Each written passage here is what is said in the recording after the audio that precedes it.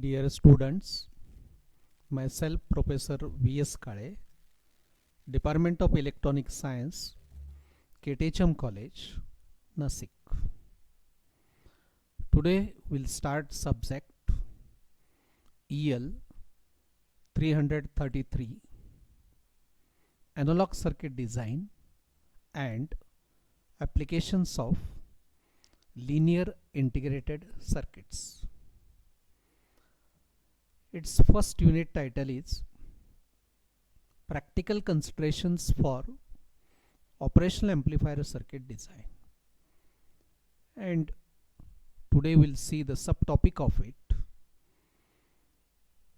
Operational Amplifier Characteristics and Selection of Op-amp. Let us see the outline of lecture. First we'll see the detailed syllabus of Unit 1, then introduction of Op-amp, operational amplifier parameters, operational amplifier without feedback, inverting mode configuration, non-inverting mode configuration,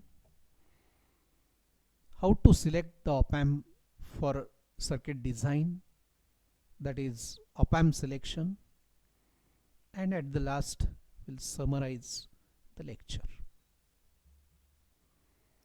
Now see the detailed syllabus of Unit 1. Title is Practical Considerations for Operational Amplifier Circuit Design. The topics are selecting Op-amp for DC, low frequency and high frequency applications, earth loops, interference noise, shielding and guarding, supply bypassing, offset compensation, balancing techniques, stability of operational amplifier circuits, and the last topic is techniques for frequency compensation. So these are the different topics of Unit 1. Now see the introduction of operational amplifier. The name operational amplifier itself indicates it does the number of mathematical operations: addition, subtraction, integration, differentiation, log, anti-log, etc. An operational amplifier is a DC coupled high gain electronic voltage amplifier with differential inputs and usually a single output terminal. Typically very large gain and is controlled by a negative feedback. Feedback means signal is fed to the input. If it is fed out of phase, it is called negative feedback. If it is fed in phase, is called positive feedback, which largely determines the magnitude of its output, that is closed loop voltage gain. High input impedance at the input terminals, ideally infinite, and low output impedance, ideally zero, are the important typical parameters. The circuit symbol for operational amplifier is shown in this figure. This triangle is used normally for amplifiers, buffers. It has different terminals, two input terminals, one output terminal, and for supply, positive and negative, two terminals are provided. The terminals of Op-amp, V plus is non-inverting terminal. It is denoted by plus sign. V minus is inverting input. This is V minus, inverting input. It is denoted by minus sign. V out is output terminal, that is V out, this is output terminal. and two supply pins are provided. One is Vs plus is positive supply terminal, this is Vs plus, and Vs minus is a negative supply terminal, this is minus terminal. So this is the symbol and these are the different terminals of it. A very popular low cost IC 741 operational amplifier, its pinout is shown in this figure. This is pin number 1, offset null, pin number 2, inverting input, pin number 3, non-inverting input, pin number 4 is negative supply, pin number 5 offset null, pin number 6 output terminal, pin number 7 is positive supply, and pin number 8 is no connection. So these are the 8 terminals. 4 pins are on one side, other 4 pins are on the other side. This is about the operational amplifier. Now see the different parameters of it. First parameter is input bias current, denoted by IB. It is the average of two input currents. Two input terminals. First input current is IB1, second input current is IB2. Addition of it is IB1 plus IB2 and average is divided by 2. This is the input bias current. Typical values of IB is 80 nanoampere. Input offset current, denoted by IOS, is the difference between two input terminal currents. First input terminal current is IB1, second input terminal current is IB2. The difference between them is IB1 minus IB2 with the output at 0 volt. Typical values for input offset current IOS is 20 nanoampere.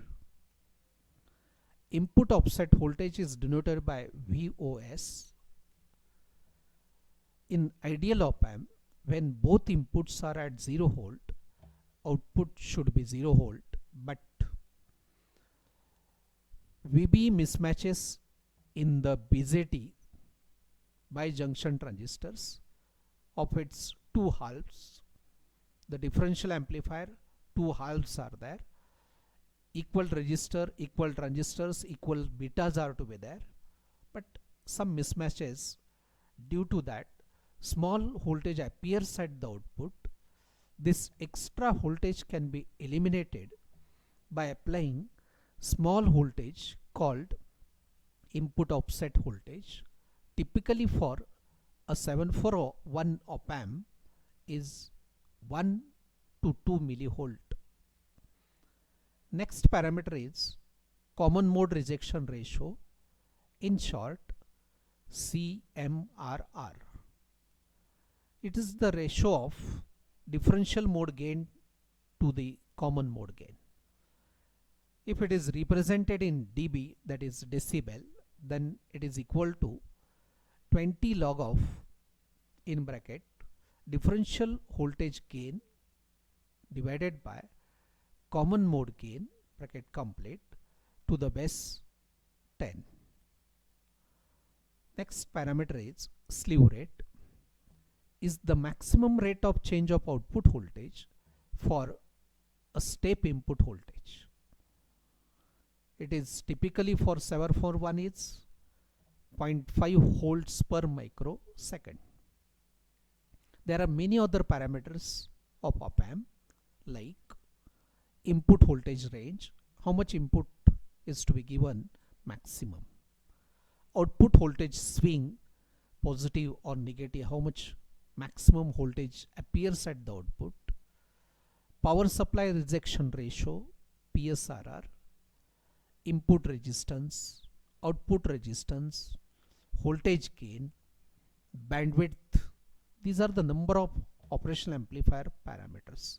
These are to be considered at the time of circuit design. Now let us see the operational amplifier without feedback. Here without feedback means no output is fed to the input in phase or out of phase. No component is connected between input and output. That is without feedback. The internal op-amp formula is V out is always equal to gain multiplied by the difference between two terminals V plus and V minus. That is the difference between non-inverting and inverting. Or V out is always equal to A is the gain symbol A multiplied by V in. If V plus, that is non-inverting potential, is greater than the inverting potential, the output goes positive. If V minus is greater than V plus, that is inverting terminal potential is greater than the non-inverting terminal potential, the output goes negative. So it works like a comparator. If positive is more than negative, output is positive. If negative is more than positive, the output is negative. See the basic specifications of IC 741. Power supply minimum requirement is of 5 volt and we can extend it up to 18 volt. Input impedance is about 2 mega ohms. Output impedance is about 75 ohms. Voltage gain is 200 thousandths for low frequencies. Maximum output current is 20 milliampere. Recommended output load greater than 2 kilo ohm. Input offset ranges between 2 millivolt and 6 millivolt. Slew rate is 0.5 volt per microsecond.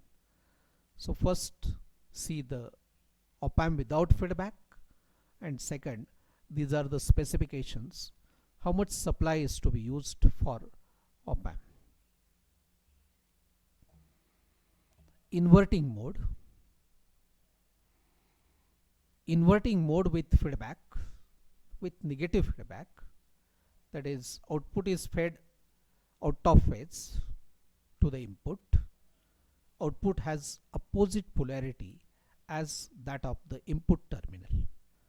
If V in is positive, output will be negative. If V in is negative, the output will be positive. Feedback is from V out to V minus, that is inverting terminal, through the resistor RF. V in comes into the V minus terminal via resistor Rin, and V plus is connected to the ground. So non-inverting terminal is connected to the ground. Feedback is given to the inverting terminal and input is given through Rin to inverting terminal.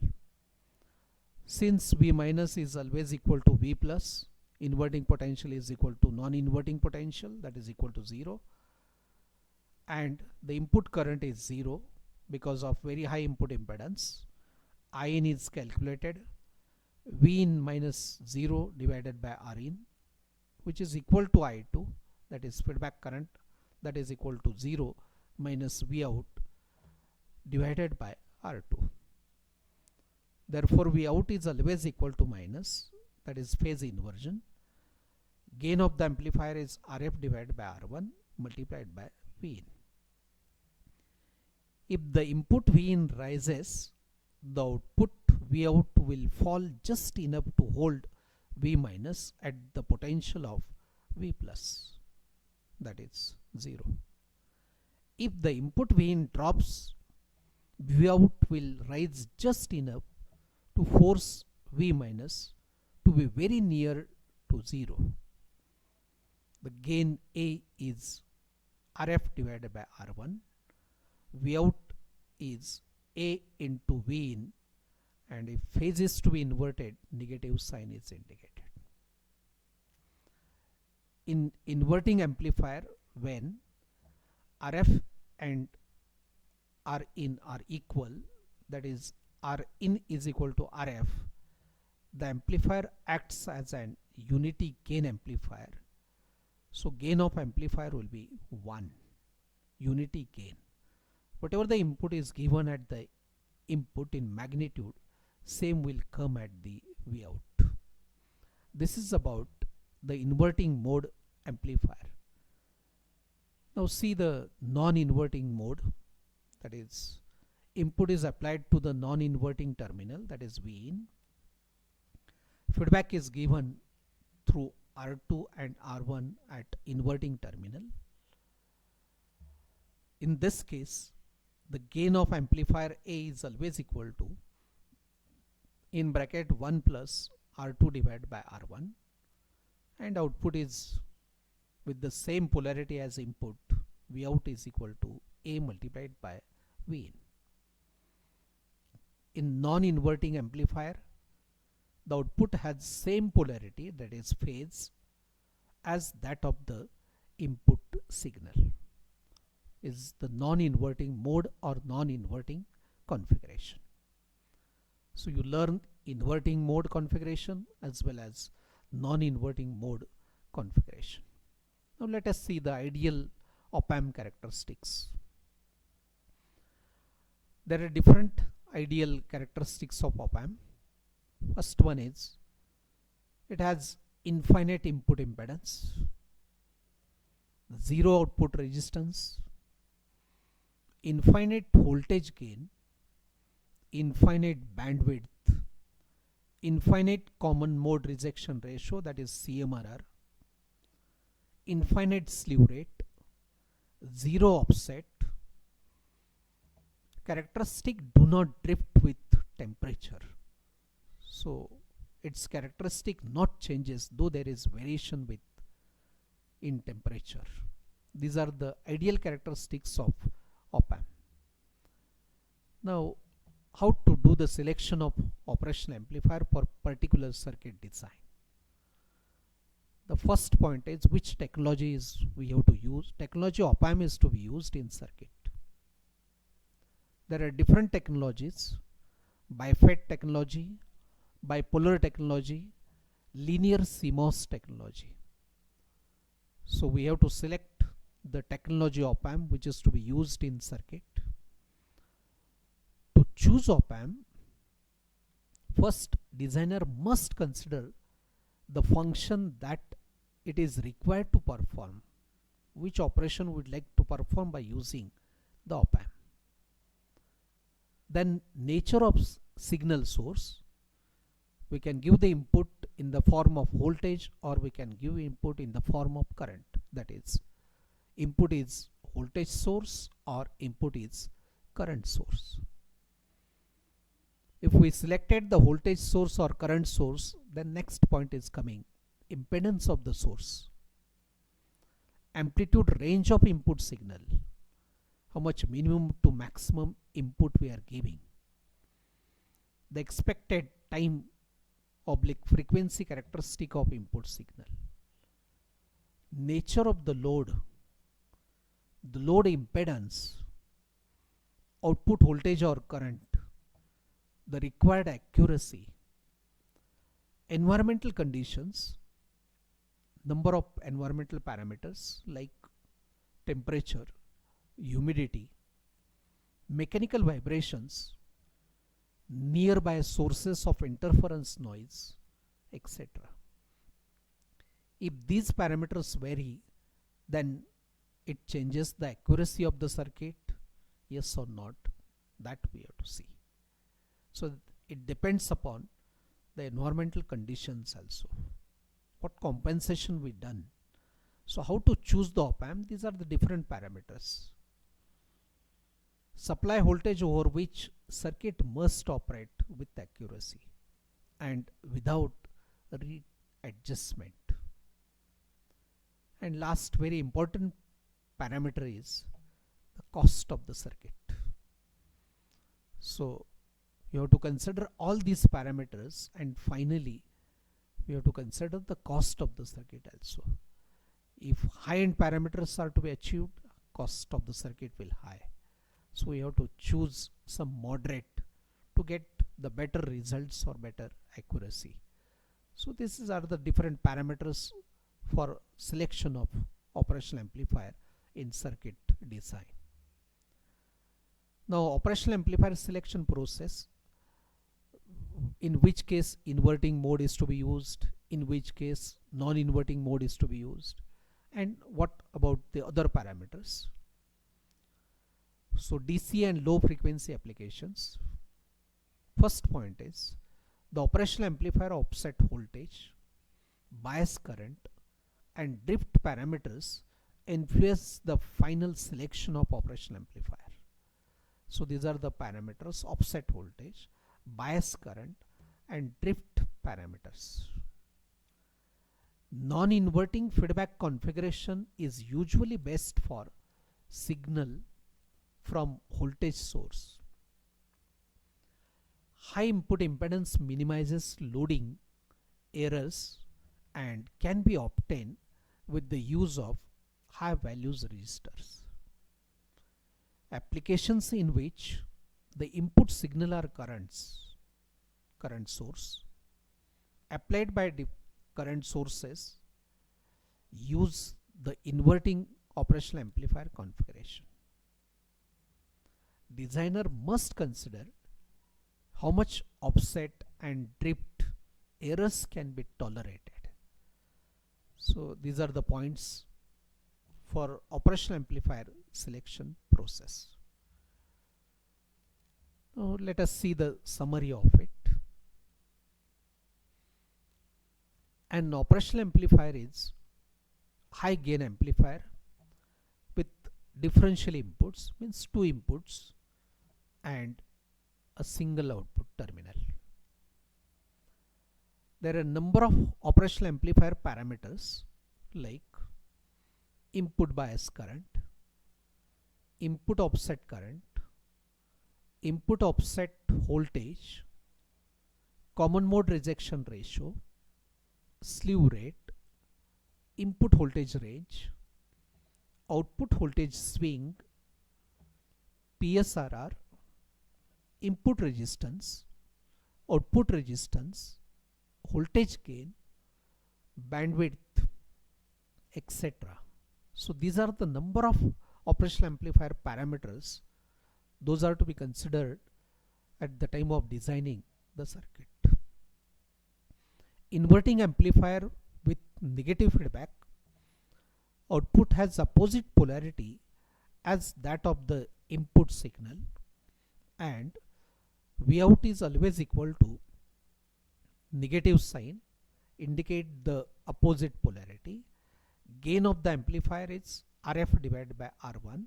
RF is the feedback resistor, R1 is the input series resistor, and multiplied by the V in, the difference between inverting and non-inverting. Non-inverting amplifier output has the same polarity as that of the input signal, so there is no change in polarity, and the gain of amplifier is always equal to 1 plus R2 divided by R1. Ideal operational amplifier characteristics: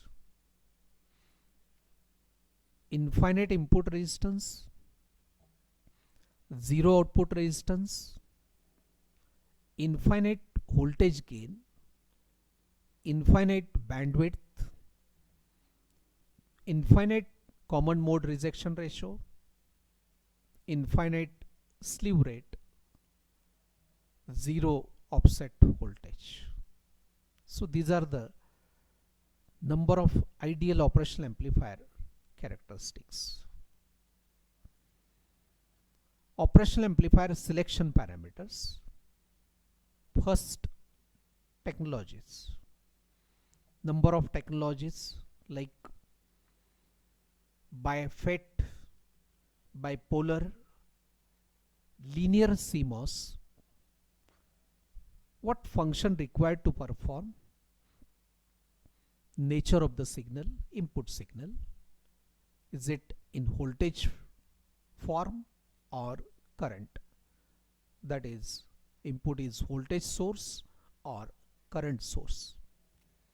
impedance of the source, amplitude range of the input signal which we are applying to the operational amplifier, how much minimum as well as maximum amplitude of input signal, frequency characteristic of input signal, how much frequency signal we are applying to the op-amp, which will decide the selection of operational amplifier, nature of load, the load impedance. If we are selecting the nature of load, it may be inductive, it may be resistive, it may be capacitive. Based on that, its impedance will vary. Output is in the form of voltage or current. That depends upon the application. The required accuracy and the environmental parameters, conditions like temperature is there, humidity is there, interference noise is there, etc. So this is about the summary of lecture, what you learn today. Thank you.